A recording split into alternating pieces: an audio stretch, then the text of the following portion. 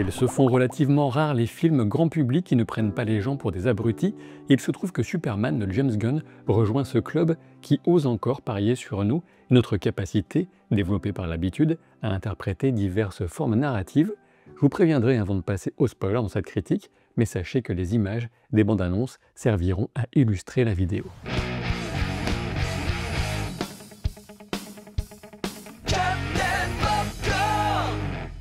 James Gunn a donc pour mission de coordonner la relance d'un nouvel univers DC au cinéma et à la télévision. Il sélectionne des projets, lit des scénarios, mais il en écrit aussi et a pris la responsabilité de réaliser le premier film de ce grand projet avec le premier super-héros de la grande trinité de DC, en l'occurrence Superman. Est-ce que l'avenir de la construction ainsi envisagée pour les années à venir se joue dès ce premier film ? Je n'en sais rien, c'est possible, il ne faut pas que ce soit un flop complet au box-office, certainement, et dans l'ensemble, je dirais que James Gunn a été à la hauteur en parvenant à nous proposer un nouveau départ tout en évitant une énième origin story. Je disais donc qu'il ne prend pas le public pour des crétins car il nous lance directement dans l'action avec un texte facile à suivre qui s'affiche à l'écran pour poser les bases des événements intervenus il y a 300 ans, 30 ans, 3 ans, 3 mois, et 3 minutes. Le réalisateur a expliqué que son intention était de raviver l'impression qu'on avait en ouvrant un comics pour la première fois quand on était gamin, sachant que leur format épisodique faisait qu'on prenait souvent l'histoire en cours de route. Ce lancement est excellent car il pose à la fois des bases essentielles du personnage, tout en maintenant une véritable dynamique qui nous entraîne à la suite du héros, impatient de découvrir comment il va réagir. Dans la parfaite logique de l'intention affichée de nous plonger dans un numéro de BD de Superman, les couleurs sont vives et l'action souvent au rendez-vous, et surtout on retrouve la parfaite incarnation de tout ce que représente Superman, autant dans la manière dont il est écrit que dans l'incarnation inspirée qu'on propose David Corenswet. À tout moment, j'ai vu Superman et Clark dans ce film, l'acteur a tout simplement été parfaitement choisi et je n'ai aucun doute qu'il sera considéré largement comme un point fort de cette proposition. Si Henry Cavill était à n'en pas douter le bon choix pour la vision de Zack Snyder, il en va de même ici et il me semble évident que le changement d'acteur était nécessaire pour souligner le passage à une nouvelle approche et pour coller à l'intention du film. Un film qui dure 2 heures et 9 minutes apparemment, même si c'est je pense en comptabilisant le générique de fin, le film ne m'a pas du tout paru trop long, j'aurais même apprécié de passer un peu plus de temps dans ce monde et voir plus d'interactions encore entre ces personnages, ce qui suit parfaitement l'un des grands conseils de Spielberg. Selon lui, en effet, le spectateur devrait sortir d'un film avec la faim d'en voir davantage, pas la sensation d'un ventre trop plein. En parlant de générique de fin, sachez qu'il y a 2 scènes, une qui arrive assez rapidement au début du générique, et une dernière à la toute fin du film. Ce sont uniquement des petites scénettes d'ambiance, ne vous attendez pas à du teasing de fou pour des projets à venir. J'ai parlé des conseils de Spielberg, mais n'est pas Spielberg qui veut, ça se saurait, et ce n'est pas faire insulte à James Gunn, ni à son directeur de la photographie, Henry Braham, que de souligner qu'on n'est pas au niveau du maître en termes d'inspiration visuelle. À aucun moment cela ne signifie que le film est laid ou minable visuellement, attention, Superman est un film à l'esthétique cohérente, coloré avec cet effet comic book assumé, qui ne perd pas pour autant la capacité à saisir une longue scène d'intérieur entre Lois et Clark, en nous ramenant dans un sentiment plus quotidien. Ceci dit, si on a quelques plans marquants, je pense qu'il en manque encore quelques-uns et que l'émotion passe davantage par les choix du héros et l'ambiance globale du film que par des compositions de plans particulièrement iconiques. Et pourtant j'en ai un qui me reste en tête, un moment qui voit Superman s'élever les décombres de la poussière d'un immeuble juste après avoir sauvé une femme dans une voiture. On y retrouve presque tout ce qui fait le personnage. Il serait injuste d'oublier la magnifique scène de sauvetage de la petite fille qui avait tant marqué et à juste titre dans la bande-annonce, mais difficile de retrouver d'autres arrêts sur image aussi impactants dans le reste du film. Du côté de la musique, j'ai déjà eu l'occasion de le dire en vidéo, mais mon oreille n'est certainement pas assez musicale pour toujours capter les points faibles et les points forts dès le premier visionnage, sauf dans certains cas qui ne font aucun débat pour moi, avec des bandes originales très marquantes, comme pour les Rocky, Star Wars, Braveheart, Matrix, Gladiator, Dune, Drive, et des dizaines d'autres, comme les films du studio Ghibli par exemple. Ici, je ne peux pas me plaindre de l'usage du thème original de Superman, car c'est clairement le seul que j'ai vraiment retenu du film pour l'instant.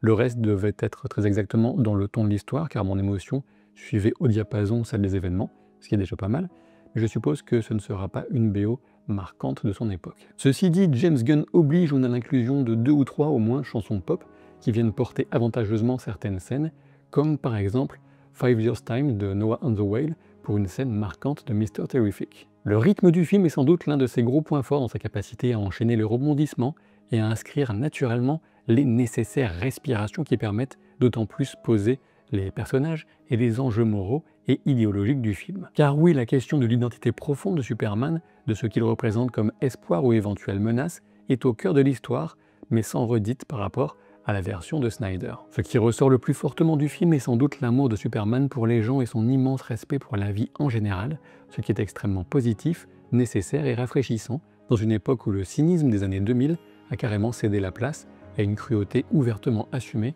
et parfois même revendiquée à tous les niveaux de la société. Quand Loïs demande à Clark s'il a pris en compte les équilibres de la géopolitique, il répond quasiment dans un cri de souffrance « mais des gens allaient mourir !»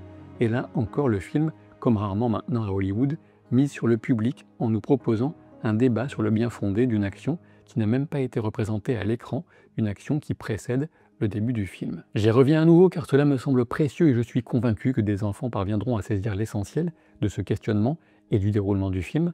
Ça fait vraiment du bien de ne pas être toujours assisté pour suivre l'action ou encore le plan de Lex Luthor qu'on aborde alors qu'il est déjà en pleine exécution.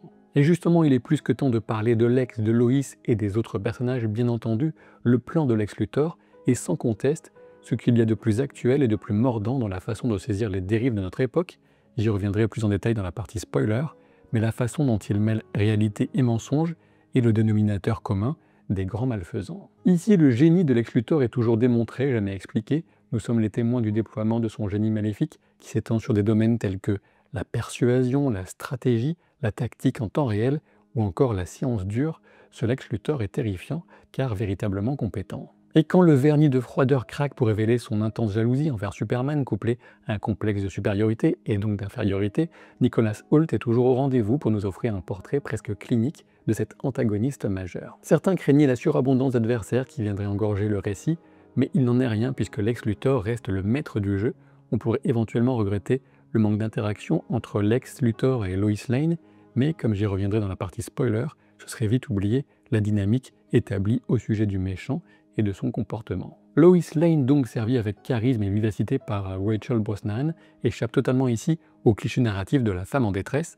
La scène de la discussion avec Clark, qui se transforme en interview de Superman, permet de clairement poser la vision du monde complémentaire mais parfois frictionnelle qu'ont les deux amants. Le travail journalistique de Lois et Jimmy Olsen, malgré des facilités et la place de la comédie qui passe notamment par le jeune homme et ses sources, joue un rôle vraiment important, juste ce qu'il faut pour rester dans l'esprit film de comics, mais en soulignant le rôle essentiel des quelques personnes qui sont encore en mesure d'identifier et de partager la véracité des faits. Quant au reste de la distribution, certains rôles restent très mineurs, mais c'est pour la bonne cause puisqu'on passe beaucoup de temps avec Superman, un peu avec Lois et un peu avec Lex, ce qui est loin d'être déconnant comme approche.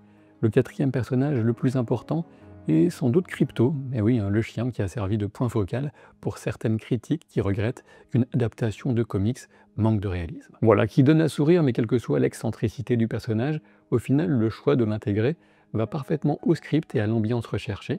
Vous aurez même l'explication de pourquoi ce chien est aussi mal élevé, tout en restant un amour. Mention aussi à Mr. Terrific qui apporte un contrepoint appréciable en termes de tonalité et de compétences, et qui a nettement plus d'impact sur le film que les deux autres membres de son trio.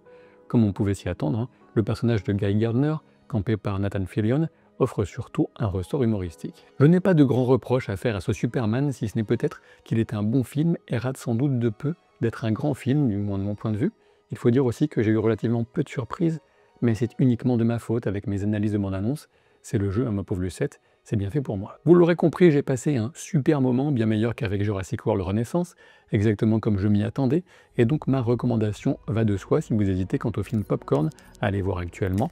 Avant de passer au spoiler, pensez à vous abonner à la chaîne et à vous exprimer en commentaire pour éviter de vous retrouver avec la coupe de Guy Gardner collée à vie, autant prendre celle de Lex Luthor ou même de Crypto, je pense.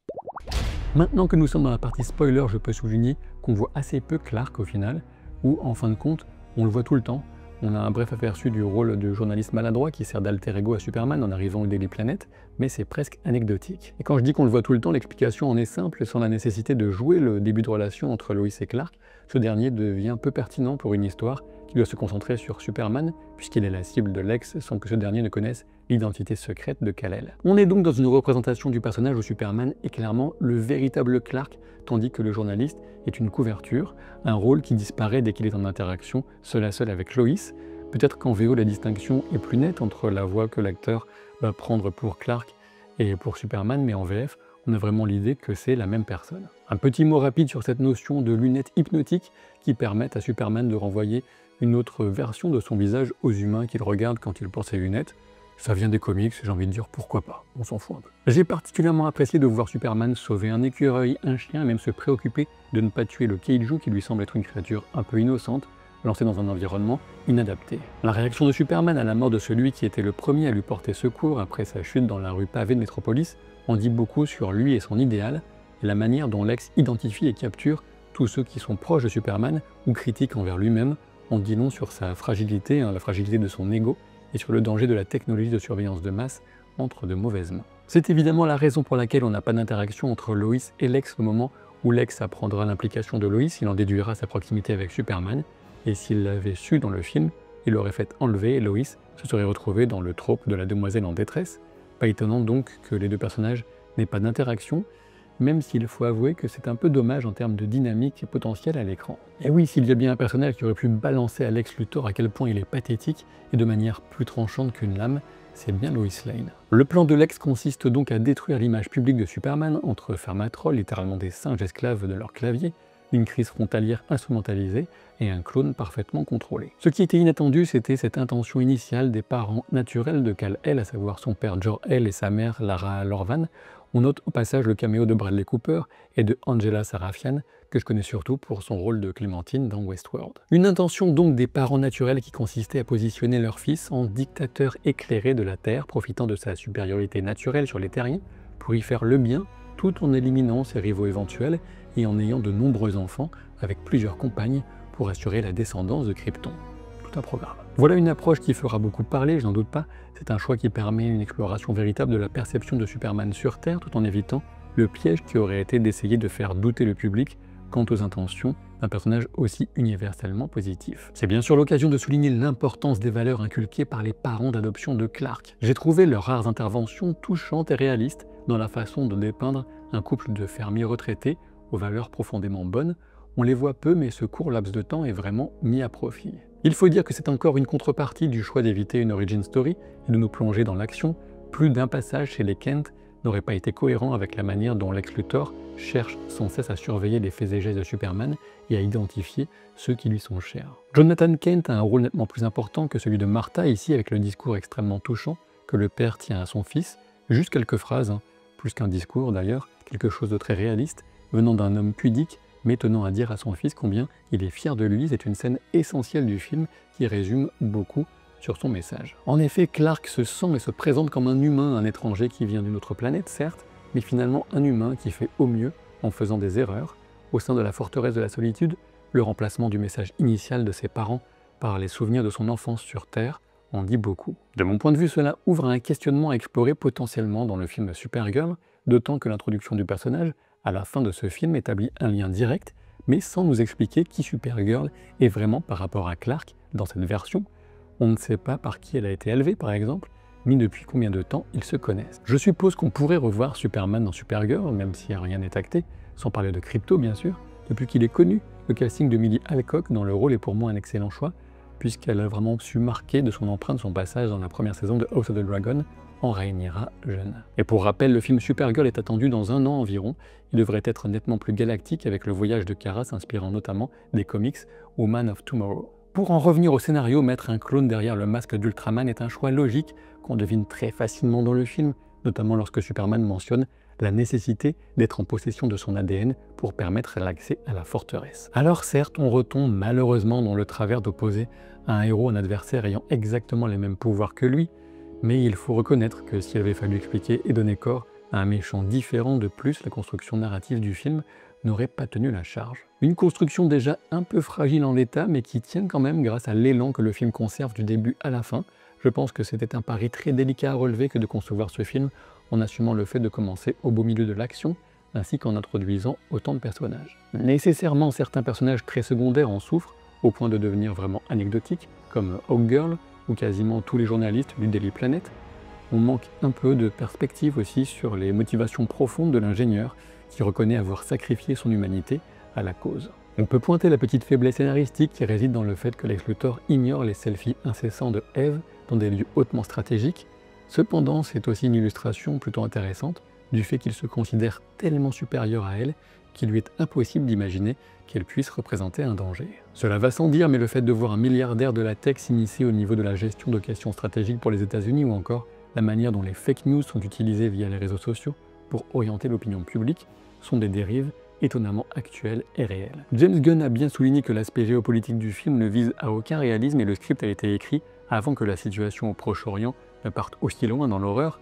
Ce n'est donc pas un message direct, mais une façon d'aborder une question cruciale et inévitable quand on imagine l'existence d'un être comme Superman. Et d'ailleurs, si le traitement de notre monde était plus réaliste, dans un tel film, Superman passerait chaque seconde de sa vie à s'immiscer dans les massacres qui parsèment notre pauvre humanité.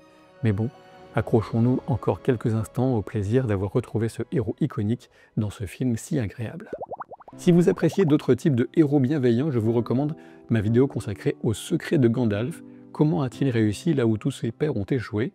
Et je vous dis à très vite pour de nouvelles aventures. Salut!